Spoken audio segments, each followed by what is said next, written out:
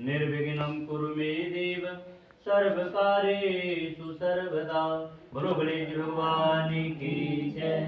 अथ करक चतुर्थी, करवा चौथ व्रत कथा पूजन विधि।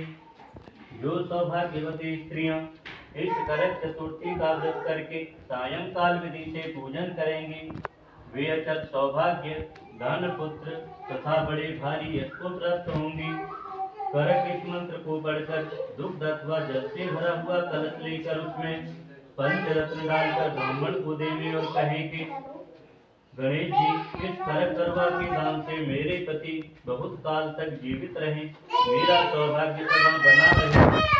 सुहागिनी स्त्रियों को भी देवे और उनसे लेवे भी। इस प्रकार से सौभाग्य की इच्छा करने वाली स्त्रियां जो भी इसे करेंगी, वह सौभाग्य, पुत्र तथा अचल लक्ष्मी को प्राप्त होंगे। बोलो गणेश जी भगवान की जय। अथ करक चतुर्थी, करवा चौथ व्रत कथा प्रारंभ। मानदाता कहने लगे कि जिस समय अर्जुन नीलगिरी पर तप के लिए चले गए, तो उनके पीछे द्रौपदी खिन्न मन होकर चिंता करने लगी कि अर्जुन ने बड़े कठिन कर्म का प्रारंभ कर दिया है, किंतु विघ्न डालने वाले शत्रु अनेक हैं। इस प्रकार चिंता करके श्री कृष्ण जी से सब विघ्नों के नाश करने का उपाय पूछने लगी। द्रौपदी ने कहा कि हे सर्व जगत के नाथ, आप मुझे कोई ऐसा व्रत बताने की कृपा करें जिसके करने से सभी विघ्न नाश हो जाए। श्री कृष्ण जी ने कहा कि हे महाभागी, श्री पार्वती जी ने भगवान शंकर जी से यही प्रश्न किया था। तब श्री शंकर जी ने पार्वती जी से जो कहा था, हे वराराही, वही करक चतुर्थी नाम का व्रत मैं तुमसे कहता हूँ, तुम ध्यान पूर्वक सुनो, जो सब प्रकार के विघ्नों का नाश करने वाला है। श्री पार्वती जी ने कहा कि भगवान, वह करक चतुर्थी का व्रत किस प्रकार का है तथा उसका विधान क्या है, और पहले भी उस व्रत को किसी ने किया है क्या? शंकर जी बोले कि पार्वती जी, अनेक प्रकार के रत्नों से शोभायमान, चांदी और सोने के भवनों से भरे, विद्वान पुरुषों से सुशोभित, लोगों को बस में करने वाली दिव्य स्त्रियों से शोभायमान, जहाँ पर सदैव वेद ध्वनि होती है, ऐसे स्वर्ग से भी मनोहर परम रमणीक शुक्रप्रस्थपुर यानी दिल्ली शहर में एक वेद शर्मा नामक ज्ञानी ब्राह्मण रहता था। उसकी पत्नी का नाम लीलावती था। उसके महापराक्रमी 7 पुत्र और संपूर्ण लक्षणों से युक्त वीरवती नाम की एक कन्या उत्पन्न हुई। उसकी आंख नील कमल के समान और मुख चंद्रमा के समान था। उसके विवाह के योग्य समय आ जाने पर वेद शर्मा ने एक वेद शास्त्र के ज्ञाता विद्वान ब्राह्मण को विवाह विधि से उसे प्रदान कर दिया। इसके पश्चात वीरवती ने अपने भाइयों की स्त्री यानी भौजाइयों समेत गौरी का व्रत किया। फिर कार्तिक कृष्ण चतुर्थी के दिन व्रतोपवास कर सायंकाल में स्नान कर सबों ने भक्ति भाव से वट वृक्ष का चित्र बनाकर उसके नीचे शंकर जी, गणेश जी और स्वामी कार्तिकेय के साथ पार्वती जी का चित्र बनाया और ओम नमः शिवाय इस मंत्र से गंध पुष्प और अक्षतादि से गौरी का पूजन किया। 5 बार ओम नमः शिवाय बोलिए।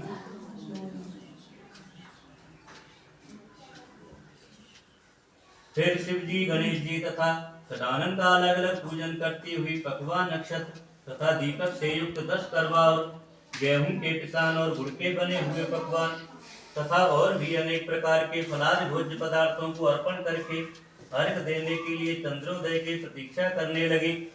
इसी बीच में वह वीरवती वाला भूख प्यास की पीड़ा से मूर्छित होकर पृथ्वी पर गिर पड़ी। तब उसके सब भाई बांधव रुदन करने लगे।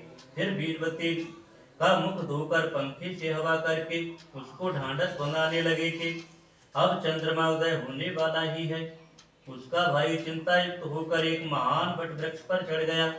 बहन के प्रेम से दुखी उसके भाई ने जलती हुई लुकारी लेकर चंद्रमा के उदय होने का बहाना कर दिखाया। उसने चंद्रमा का उदय जानकर दुख का त्याग करके विधि विधान से अर्घ देकर भोजन कर लिया।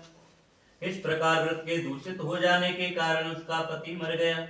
तब वीरवती ने अपने पति को मरा हुआ देखकर पुनः शिवजी का पूजन कर 1 वर्ष तक निराहार व्रत किया।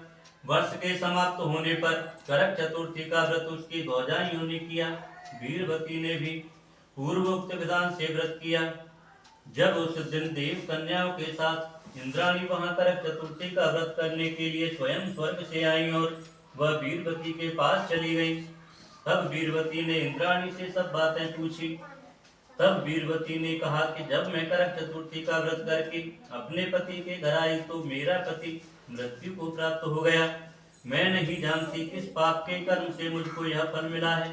हे मातेश्वरी, आप हमारे भाग्य से आप यहाँ आ गई हैं, तो मेरे पति को जीवित करके मुझ पर कृपा कीजिए। इंद्राणी ने कहा कि हे शुभे, गत वर्ष जो तुमने अपने पति के घर में करक चतुर्थी का व्रत किया था, तो बिना चंद्रमा के उदय हुए ही तुमने अर्घ दे दिया। इसी से व्रत दूषित हो गया और तुम्हारा पति मृत्यु को प्राप्त हो गया। अब तुम यत्न के साथ इस करक चतुर्थी का व्रत करो, तत्पश्चात इस व्रत के प्रभाव से मैं तुम्हारे पति को जीवित कर दूंगी। श्री कृष्ण कहने लगे कि हे द्रौपदी, इंद्राणी के वचन सुनकर वीरवती ने विधान पूर्वक व्रत किया। इस प्रकार उसके करक चतुर्थी का व्रत करने से इंद्राणी ने प्रसन्न होकर जल के द्वारा विसिंचन कर उसके पति को जीवित कर दिया। वह देवता के समान हो गया। इसके पश्चात वीरवती अपने पति के साथ घर आकर आनंद करने लगी। वीरवती के व्रत के प्रभाव से उसका पति धन धान्य पुत्र तथा आयु को प्राप्त हुआ। इसलिए तुम भी इस व्रत को यत्न पूर्वक करो। सूत जी कहने लगे कि हे ऋषियों, इस प्रकार श्री कृष्ण के वचनों को सुनकर द्रौपदी ने इस करवा चौथ के व्रत को किया, जिसके प्रभाव से संग्राम में कौरवों को जीतकर अतुलनीय राज्य को प्राप्त किया।